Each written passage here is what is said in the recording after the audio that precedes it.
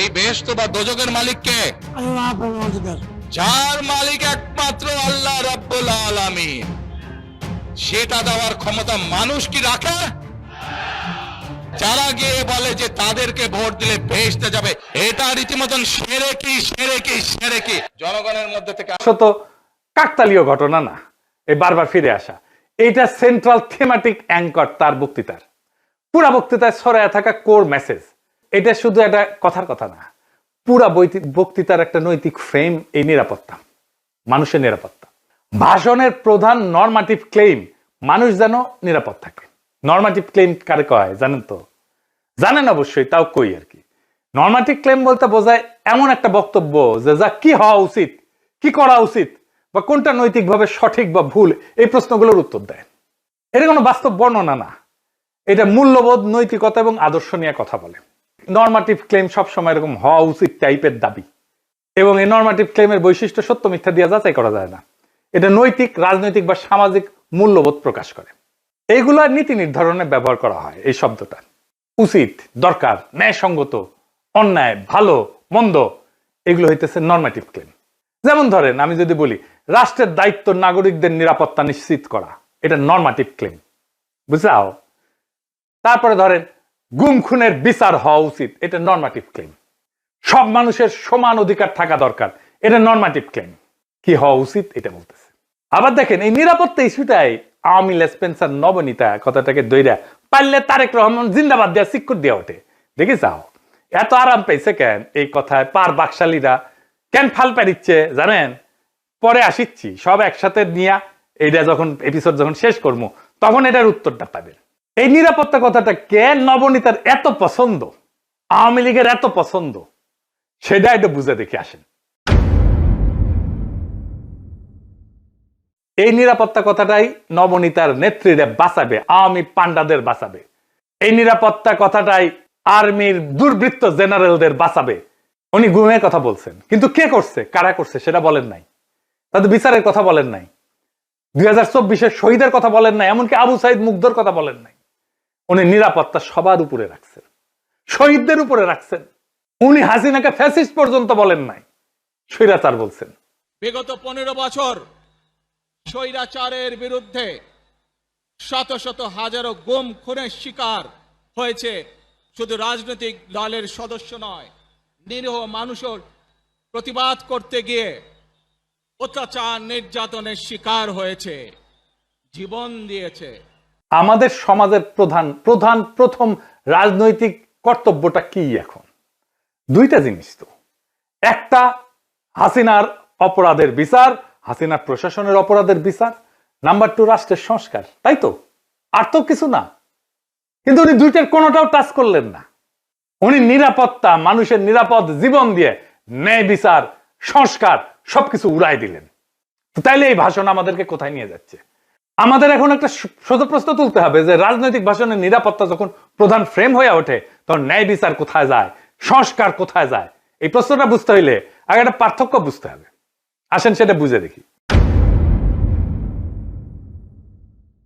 ন্যায় বিচার ফ্রেম ন্যায় বিচারের প্রশ্ন তোলে, কে অপরাধ করছে, কার দায়, কার শাস্তি, কি শাস্তি, কোন আদালতে, এইগুলো কেন্দ্রে থাকে, মানে অ্যাকাউন্টেবিলিটি। আর নিরাপত্তা ফ্রেমে এটাতে কি থাকে? এইদিকে লেখেন, মানুষ যেন ভয় না পায়, সংঘাত না হোক, আর কোনো ঝামেলা না হোক, স্থিতিশীলতা আসুক, সবাই নিরাপদ থাকুক, এটার কেন্দ্রে থাকে স্ট্যাবিলিটি। এই তারেক রহমানের বক্তৃতায় নিরাপত্তা ফ্রেমটা ন্যায় বিচার ফ্রেমের উপরে বসানো হয়েছে, সবার উপরে। কিভাবে? গুম খুন বলা হয়েছে, কিন্তু বলা হয়নি কে করছে, কোন বাহিনী করছে, কিভাবে বিচার হবে। কিন্তু বলা হচ্ছে যে কোনো মূল্যে যেন মানুষ নিরাপদ থাকে। এই এক লাইনে যেটা ঘটে যায় সেটা অতীতের সমস্ত অপরাধ ভবিষ্যতে স্থিতিশীলতা দিয়ে ঢাইকা দেওয়া হয়। বিচারের বদলে স্ট্যাবিলিটি, জাস্টিসের বদলে শান্তি, এটাই জাস্টিস, ন্যায় বিচার, বিচারকে ডিনাই করার কৌশল। বিচার সংস্কার এটা যদি কেন্দ্রীয় কথা হইতো তাইলে বিচার, দায়, ট্রাইব্যুনাল, সংস্কার এগুলোই মূল বক্তব্যের বিষয় হতো, বারে বারে আসতো। কিন্তু এখানে আসছে মানুষ যেন নিরাপদ থাকে, মানে ন্যায় বিচার পরে, নিরাপত্তা আগে। নিরাপদ থাকবে কেমনে? যে অপরাধগুলো হয়েছে সেটার বিচার না হলে নিরাপত্তা কোত্থেকে আসবে? এটা কি ইচ্ছা করে করছে? হ্যাঁ, ইচ্ছা করে করছে। ন্যায় বিচার বললে ওয়াকার ডরাইবে, ন্যায় বিচার বললে পুলিশের দুর্বৃত্ত পুলিশ অফিসাররা ডরাইবে, ন্যায় বিচার বললে হাসিনা ডরাইবে, আওয়ামী লীগ ডরাইবে। এই নিরাপত্তা ফ্রেমের ভেতরে কি আছে জানেন? এই নিরাপত্তা ফ্রেমের মধ্যে লুকায় আছে আওয়ামী লীগের দায় মুক্তি। কোন আইন করে ক্ষমা না, কিন্তু বিচার না হওয়া। আইন করে ক্ষমা করবে না, কিন্তু বিচারই করবে না। কারণ গুম খুন আছে, দায়ী তো কেউ নাই, কে করছে সেটা তো বলে নাই। বিচারের রোডম্যাপ নাই, নির্বাচনের রোডম্যাপ নিয়ে পাগলা হয়ে গেছিল। বিচারের কোনো রোডম্যাপ নাই। যত সময় যাবে অপরাধগুলো ঝুলে যাবে না। এই কারণেই তরুণদের রাজনৈতিক দল এনসিপি বিএনপির সাথে নাই। কারণ তরুণরা তো জানতে চাইবে কে করলো, কেন করলো, শাস্তি কি। নিরাপত্তার ফ্রেম তারেক রহমানের এই উত্তর দেবে না। বিএনপি আর তার বুদ্ধিজীবীরা বুঝতেই পারতেছে না, ন্যায় বিচারকে পিছাই দিলে ভবিষ্যতের বড় রাজনৈতিক সংকট তৈরি হয়। মানুষ যখন বিচারহীনতা দেখবে নিজের হাতে আইন তুলে নেবে। আর শেষ বিচারে তো বিচারহীনতা কোনো ইনসাফ না। যেই রাজনৈতিক দল ন্যায় বিচারকে স্থিতিশীলতার নামে পিছায় দেয়, সে একদিন স্থিতিশীলতাকেই হারায় ফেলবে। আর একটা বিষয় হইতেছে, উনি বক্তা হিসেবে ভালো না, মানে নো অফেন্স, উনি বক্তা হিসেবে ভালো না। উদ্দীপনামূলক বক্তব্য উনি দিতে পারেন না। এমন একটা বিশাল অডিয়েন্স পেলে শেখ মুজিব তো ফাটায় ফেলতো। আমাদের এনসিপির নেতারা ভালো বক্তব্য দেয়, হাদিও ভালো বক্তব্য দিত।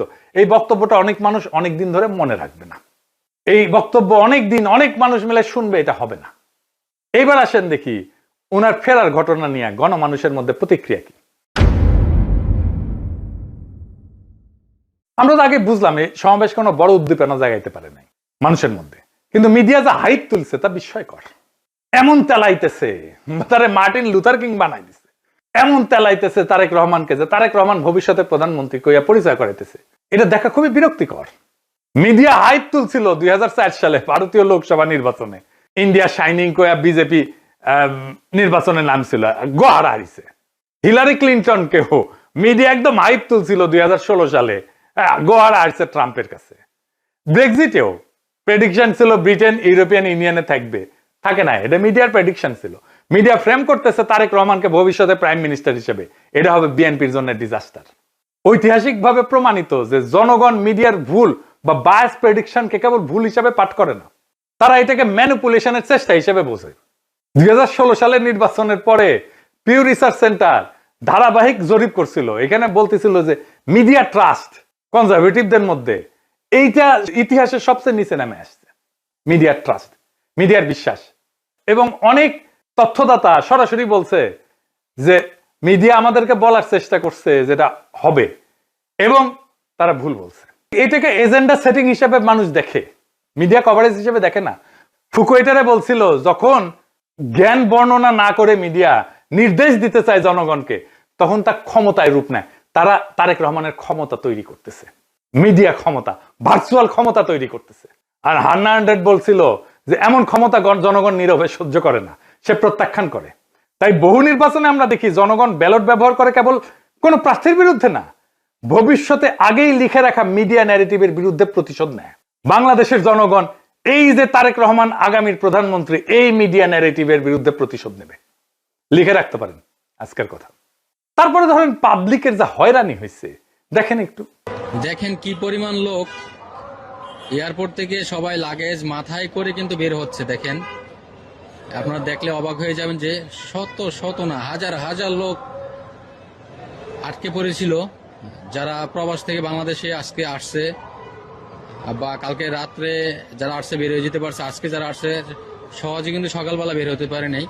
এখন তারেক রহমান সাহেব বের হয়ে গেছে, সবাইকে বের হওয়ার ব্যবস্থা করছে এবং সবাই বের হয়ে যাচ্ছে। আর একটা হয়রানি দেখেন পাবলিক কি করছে।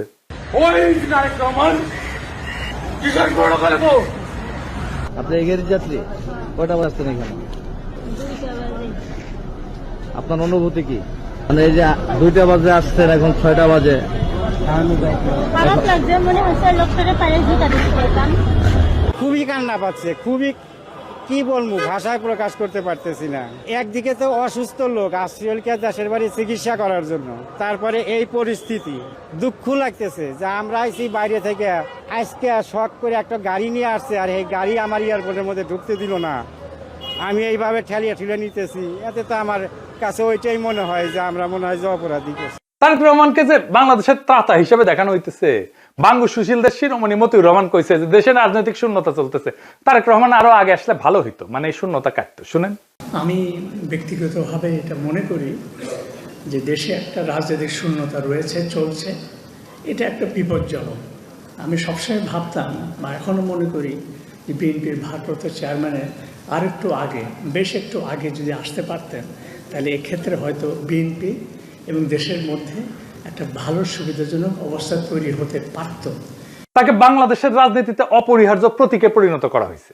তারেক রহমানের রাজনৈতিক শক্তি যেদিন থেকে তারেক রহমানকে রাজনীতিতে অপরিহার্য প্রতীকে পরিণত করা হয়েছে, তারেক রহমানের রাজনৈতিক শক্তি সেদিনই শূন্য হয়ে গেছে। তারেক রহমানকে ছাড়া বিপ্লব হইল না একটা, উনাকে ছাড়া দেশ বাঁচবে না, রাষ্ট্র বাঁচবে না, এটা একটা কথা। জনগণের কোনো এজেন্সি নাই, যে নেতাকে অপরিহার্য বানানো হয় সে আর কোনো রাজনৈতিক অ্যাক্টর থাকে না, সে পরিণত হয় একটা স্থির মূর্তিতে যাকে সবাই রক্ষা করে কিন্তু কেউ চালাইতে চায় না। কারণ রাজনৈতিক অ্যাক্টর হওয়ার মানে হইল সিদ্ধান্ত নেওয়া, আর অপরিহার্য হওয়ার মানে হইল সিদ্ধান্ত এড়ায় যাওয়া। সিদ্ধান্ত মানেই ঝুঁকি, আর ঝুঁকি মানেই প্রতীকের ক্ষয়। তাই সেই নেতার চারপাশে এমন এক সুরক্ষা বলয় তৈরি করা হয় যেখানে প্রত্যেকটা সম্ভাব্য সিদ্ধান্ত আগে আটকায় যায়।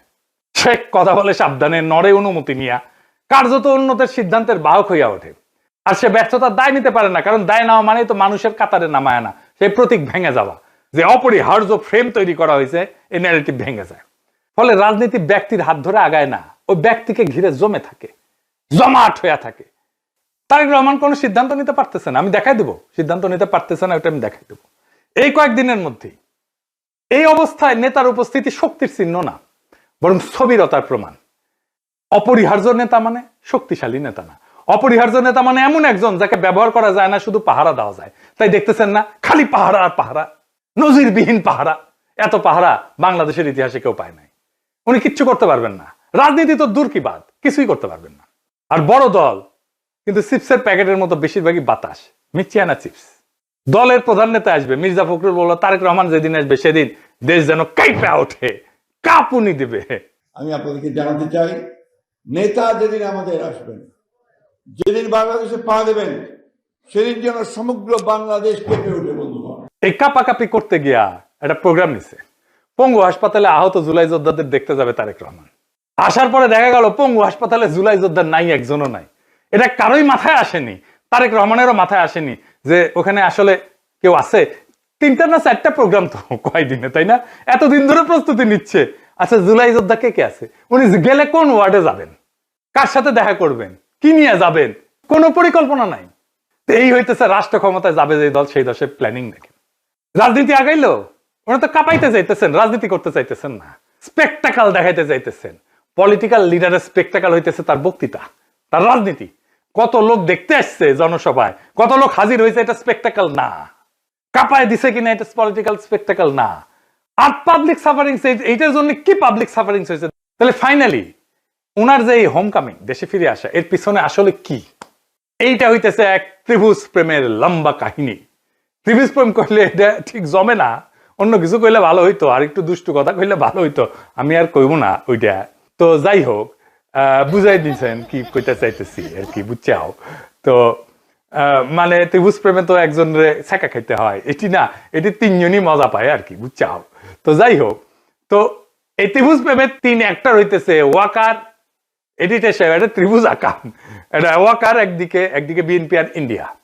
ওয়াকার আর দুর্বৃত্ত জেনারেলের লাগবে গুমের বিচার থেকে বাঁচা, ইন্ডিয়ার লাগবে আগের জমিদারি ফিরে পাওয়া, আর বিএনপির লাগবে ক্ষমতা। এই 3 শক্তি এক হইছে, একজনকে আর একজনের লাগবে।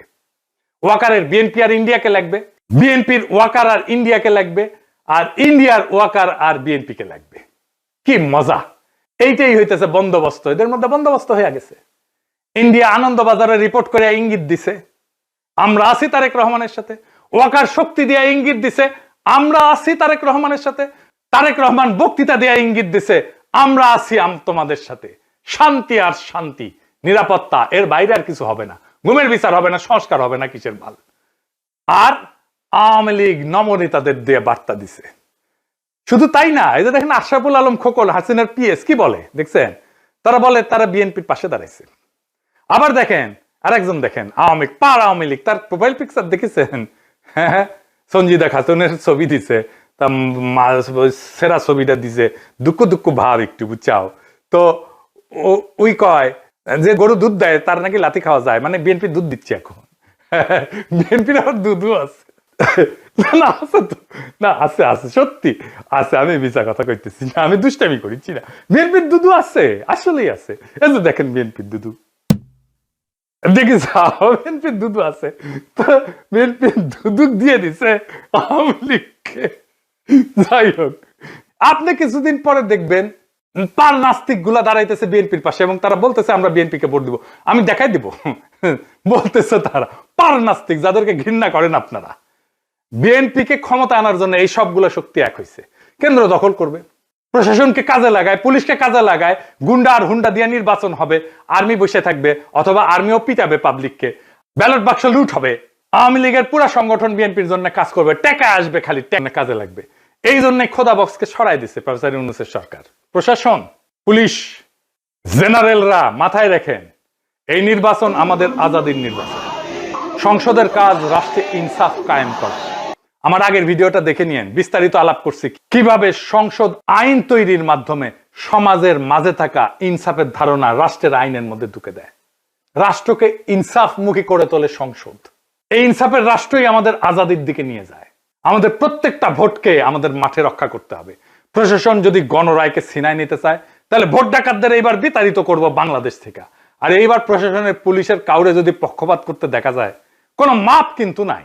আগামী সরকার বিএনপির হবে না, প্রফেসর ইউনূসের সরকারের মতো ধ্বজভঙ্গ সরকারও হবে না। তাই খুব খেয়াল, ভোট রক্ষার লড়াইয়ের জন্য তৈরি হন। এইবার ভোট দিলেই হবে না, কেন্দ্র পাহারা দিতে হবে, প্রত্যেকটা ভোটকে আমাদের রক্ষা করতে হবে। আর এক নতুন ভোট আনার লড়াইয়ের জন্য তৈরি হন। ইনকিলাব জিন্দাবাদ।